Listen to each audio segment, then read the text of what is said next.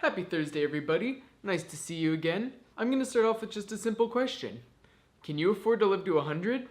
The reason I ask is because in this book here, The 100-Year Life, they argue that 1 in 2 of us younger people, let's say 30 years of age or less, are likely going to live to 100 years old. So let's say you want to retire at age 65. For me, that would be 40 years from now, and for you, likely not too far off. And you want to retire with about half of the income that you were earning in your final year of work. Let's say you were earning $60,000 a year. So you want to retire with $30,000 per year that you can use as your disposable income.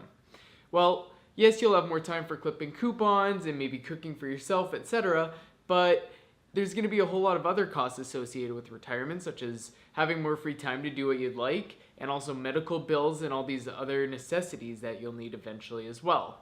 So if you retire at 65, but you're going to live to 100, that's 35 years that you would be paying for your retirement.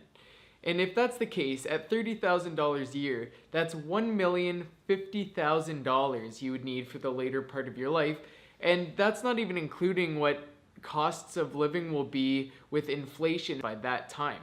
I mean, if you consider for someone who's around the age of 25, 100 would be 75 years from now. So 75 years ago, in 1943, think of how expensive things have gotten since that time. So what can we learn from this idea of living to 100? How can we plan to be prepared for that? I've got a few takeaways from you that come from their chapter about finance, and I think it will help you quite a bit.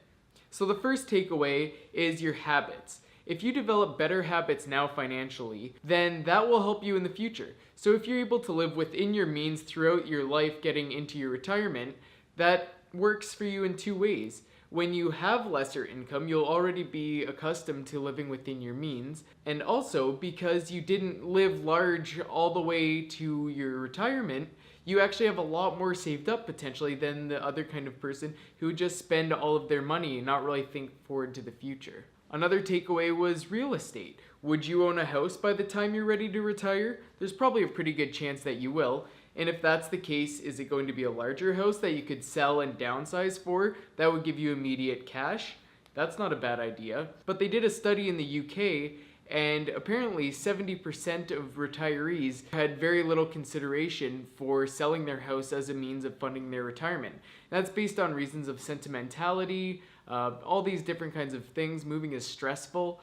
So maybe that isn't an option, but it could be as well. Another takeaway that they mentioned was investing. So if you consider different investment opportunities that could help maximize your income throughout your life, I mean, now that we're young, we have time on our hands, which means that the investments that we put in now, we can afford to take higher risk, because if there's some market crash or something like that, then we still have the time to recover the gains in the future. Whereas when you're older, you don't get that luxury. Alternatively, because we have a lot more time, we can earn a lot more through investing. So for example, in 1965, if you bought $1,000 worth of shares in Berkshire Hathaway, which is Warren Buffett's big company, then now that would be worth about $12 million over the 53 years that it's been accumulating. So a benefit to living to 100 is that our investments can procure for a longer time, which can help us earn more over that period of time as well and support a potential retirement.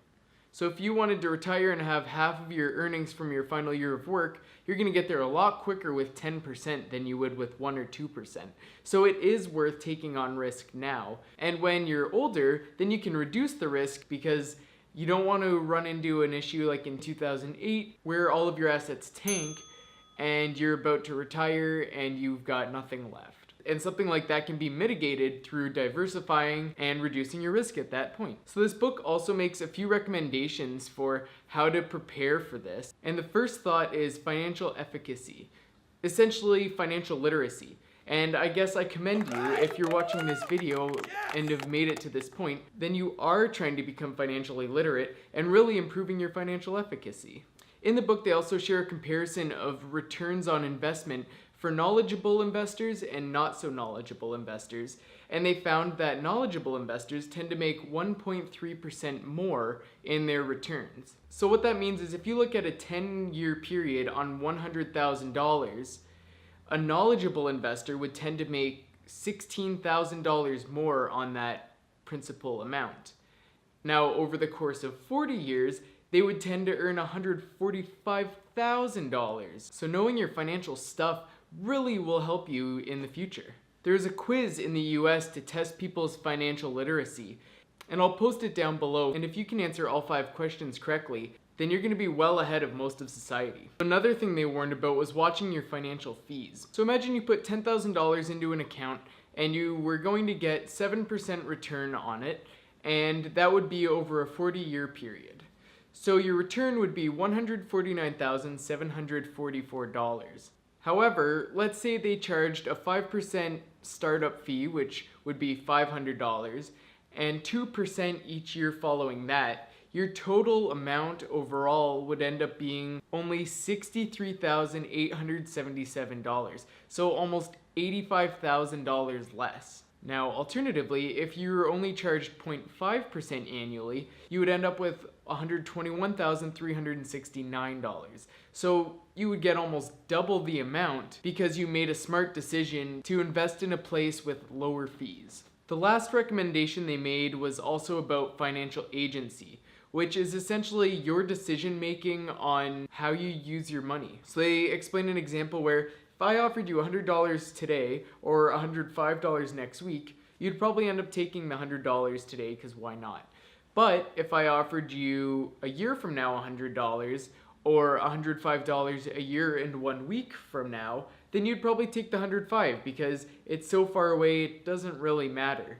So essentially what their argument is that we have good decision-making capabilities in the long term, but that self-gratification that we have in the short term is what really kind of messes us up financially. So if you can figure out a way that will help you make decisions now that are going to benefit you financially in the future, then you're going to end up way ahead of the rest of the group upon your retirement time. And the reason why I'm making these vast generalizations that if you do these small things now, you'll be way ahead of the majority of people is because HSBC did a survey asking retirees if they were satisfied with the amount that they had saved, and a whole 70% of these retirees said they had wished they saved more. So do your future self a favor now and think about these ways that you can maximize your finances, because it's going to help you in the future, especially if you're going to be living an extra potentially 15 years past what your relatives might live to in this generation. But that's all for today. So I hope you take these kinds of things into mind, because there's a good chance you're going to make it to 100, and it would be a bummer if you get to 85 and you're like, oh crap, I don't have the money for this. You don't want living to be your curse, so make it your gift. I just wanted to send a reminder too, if you're still watching, which if you are, thank you so much. But if you are, I'm going to be doing some great things in the next week, including my brand reveal, so be ready for that. And I'm going to be introducing a bunch of new stuff in the coming month, so I'm super excited to share all this with you, and I can't wait to see you next Tuesday. Bye!